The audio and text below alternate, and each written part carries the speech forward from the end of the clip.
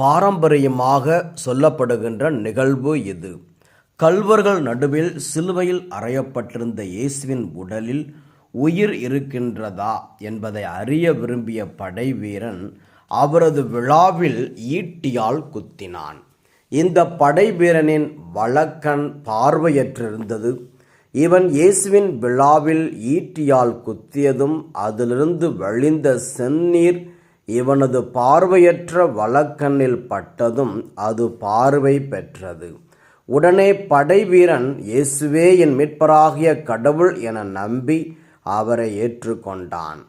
ஆம், வலக்கண்ணில் பார்வை இன்றி இருந்த படைவீரன் பார்வை பெற்றது இயேசு பார்வை அளிக்கின்றார் என்பதையும் அவன் இயேசுவை நம்பி ஏற்றுக்கொண்டது நாம் ஒவ்வொருவரும் இயேசுவை இறைமகன் என நம்பி ஏற்றுக்கொள்ள வேண்டும் என்ற சிந்தனையை நமக்கு தருகின்றது. தவக்காலத்தின் 4ஆம் ஞாயிறான இன்று நாம் வாசிக்க கேட்ட இறைவார்த்தை ஆண்டவர் இயேசு நமக்கு பார்வை அளிக்கின்றார் என்பதையும் அதனால் நாம் அவர் மீது நம்பிக்கை கொண்டு வாழ வேண்டும் என்பதையும் எடுத்துரைக்கின்றது. இயேசுவை நம்ப வேண்டும். ஒருவர் உடல் நல குறைபாட்டுடன் பிறந்துவிட்டாலோ அல்லது ஆபத்திலோ விபத்திலோ சிக்கி இறந்துவிட்டாலோ மக்கள் அவன் பாவம் செய்திருக்க வேண்டும், அதனால்தான் அவனுக்கு இப்படியெல்லாம் நடந்திருக்கிறது என்று பேச தொடங்கி விடுவார்கள். இத்தகைய வழக்கம் நேற்று இன்று இல்லை, இயேசுவின் காலத்திலும் ஏன் அதற்கு முன்பும் இருந்தது.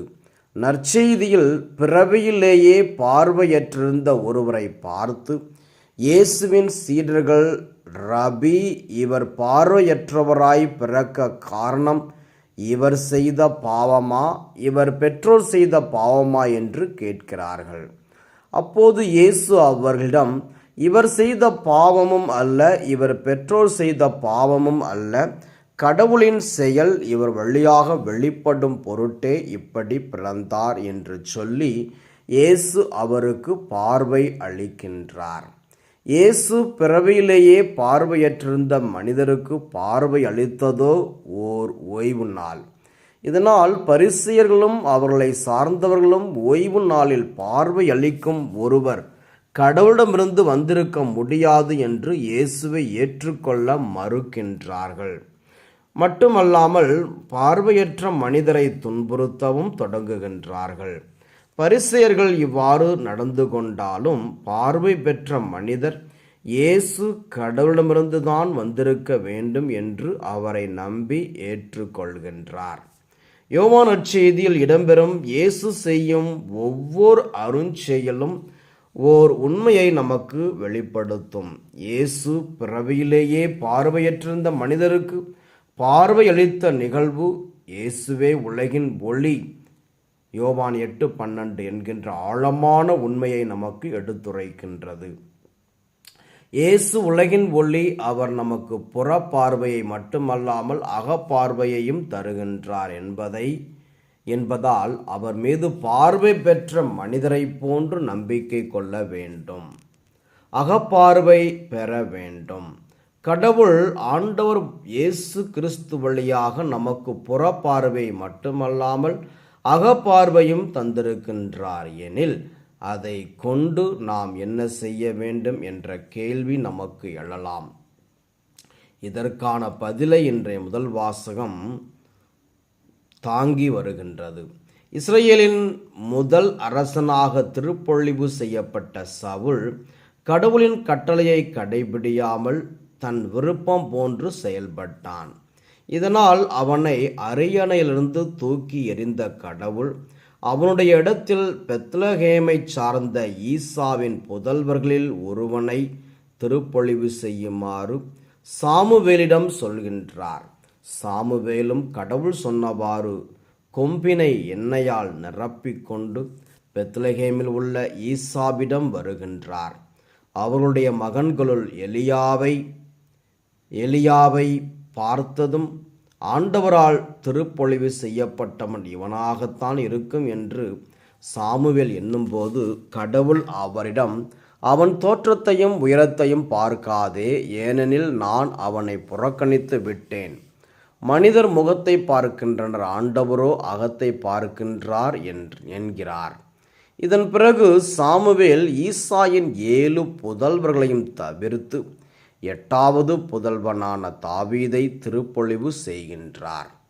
ஆண்டவர் சாமுவேலிடம் தோற்றத்தையும் உயரத்தையும் பார்க்காதே என சொல்கின்ற வார்த்தைகள் எவரையும் வெளித்தோற்றத்தை பார்த்து தீர்ப்பிடாதே என்ற கருத்தினை ஆழமாக வலியுறுத்தி கூறுகின்றது.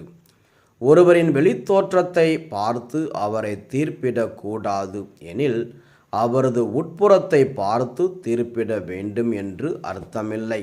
ஏனெனில் உட்புறத்தை கடவுளால் மட்டுமே பார்க்க முடியும்.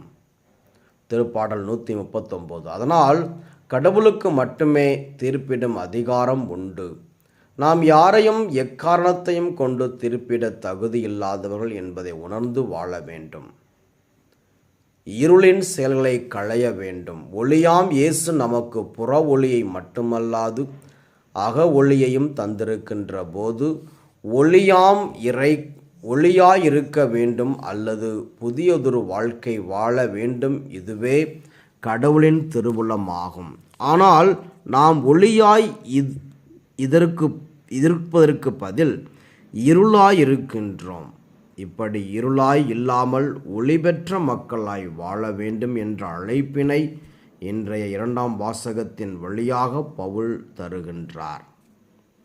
ஒளியாம் கிறிஸ்துவோடு ஒன்றித்திருந்து வாழ்வதன் முக்கியத்துவத்தை பற்றி பேசும் பவுல், ஒளியே எல்லா நலன்களையும் நீதியையும் உண்மையையும் விளைவிக்கின்றது என்பதால் ஒளியாம் கிறிஸ்துவோடு ஒன்றித்து வாழச் சொல்கின்றார்.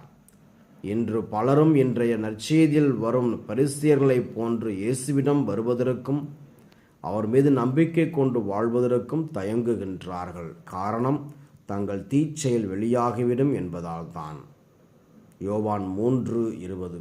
இருளில் இருப்பது அலகையோடு இருப்பதற்கு இணையானது, ஒளியில் இருப்பது ஆண்டவரோடு இருப்பதற்கு இணையானது. ஆகையால் நாம் ஒளி பெற்ற மக்களாய் அடுத்தவரை தீர்ப்பிடுவதை தவிர்த்து இயேசுவை போன்று நன்மை செய்பவர்களாய், திருத்துதர் பணி 10, நீதியை நிலைநாட்டுபவர்களாய், மத்தேயு 12:19, உண்மையின் உரைக்கல்லாய், யோவான் 18:37 வாழ முயற்சி செய்வோம். சிந்தனைக்கு, உள்ளுக்குள் ஒளியை கொண்டிருக்கும் போது வெளியே யாவும் ஒளியாயிருக்கும் என்பார் அனஸ் நின் என்ற அறிஞர்.